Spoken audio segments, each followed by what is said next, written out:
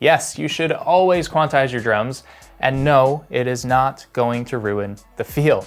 I'm gonna prove it to you using some real examples, and by the end of this video, you're gonna see why editing your drums is a must. Now, one major caveat though, this only applies if you want people to listen to your recordings.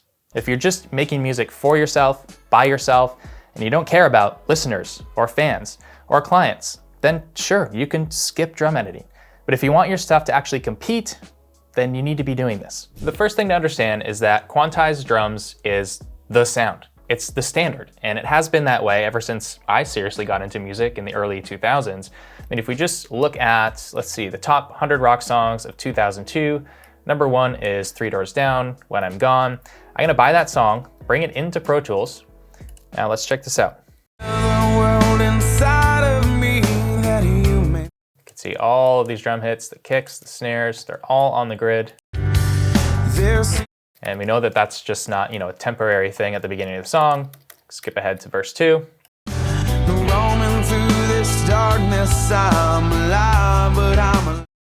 Okay, clearly quantized. Now let's skip ahead to today. Let's check out the top Spotify charts under metal. Okay, number 1 song, Just Pretend by Bad Omens. I went ahead and bought that song too, brought it into Pro Tools. It's a little harder to see the transients on this one, but you'll be able to tell. Okay, these are the kicks, these are the snares.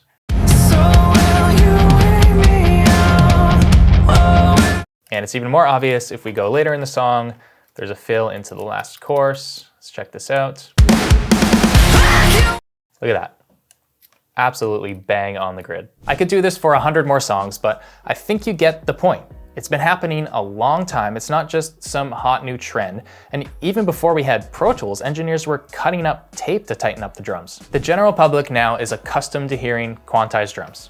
They just are. They expect it. All right, but just because it's the standard doesn't necessarily mean it's better.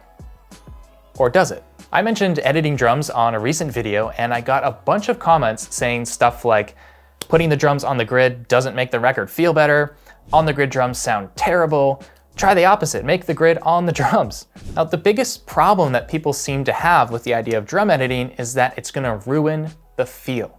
And there's this fear that if you edit the drums, you're gonna kill the vibe of the song.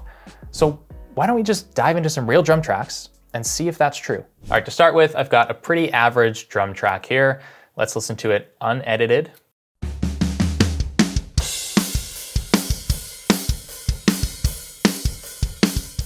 Okay, now here it is after editing.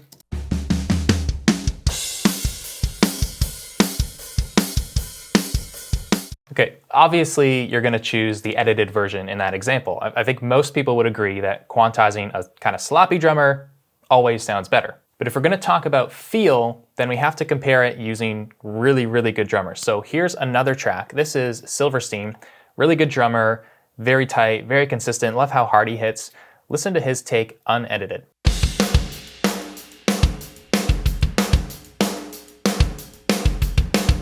Okay, so it's pretty good. You can see it's all pretty darn close to the grid. And let me play it one more time, and then I'll play the edited version.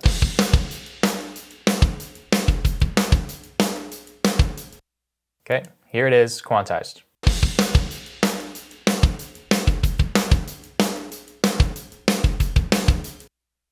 One more A-B, raw. Edited.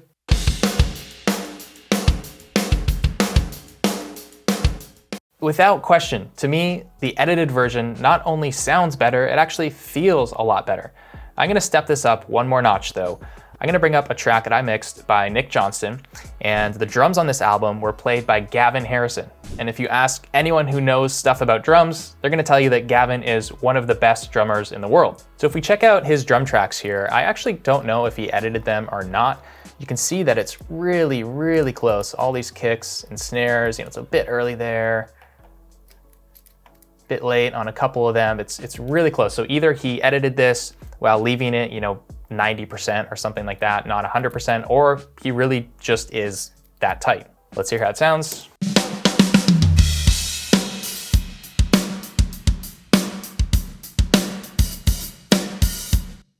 Okay, sounds great, feels awesome. So this is the ultimate test, right? What's gonna happen if I quantize these drums? Is it gonna kill it? Is it gonna ruin the feel? Well, I went ahead, chopped it all up, put it right on the grid, and let's listen.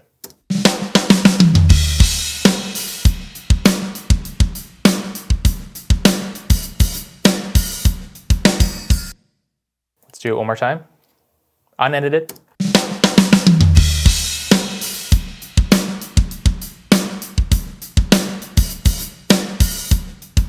Edited.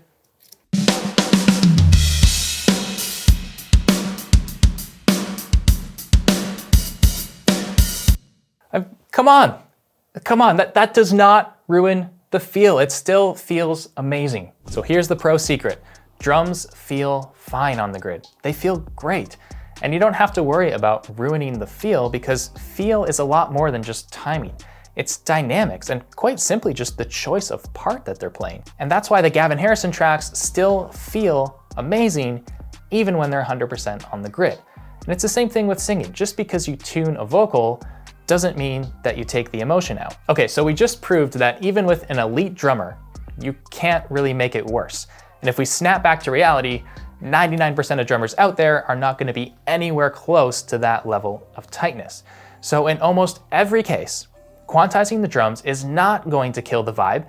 It's actually going to make it feel very obviously better. And once your drums are locked in, your bass and guitars and everything else is going to be much tighter too.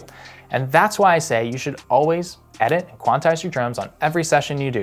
I started doing that back in 2007 and it instantly brought me up to another level of competitiveness in my quality. Now, once you're a master of this and you've got some serious production chops and you've got a track record of making great records, then maybe you'll be in a position to make that rare call where you leave something loose and it actually is the right choice. But until then, learn how to do this, get good at it, and trust me, you are gonna love the results, and so is the drummer. If you're looking for some more ways to improve your drum recordings, check out this video to avoid the 4 dumb drum tracking mistakes that most engineers are making.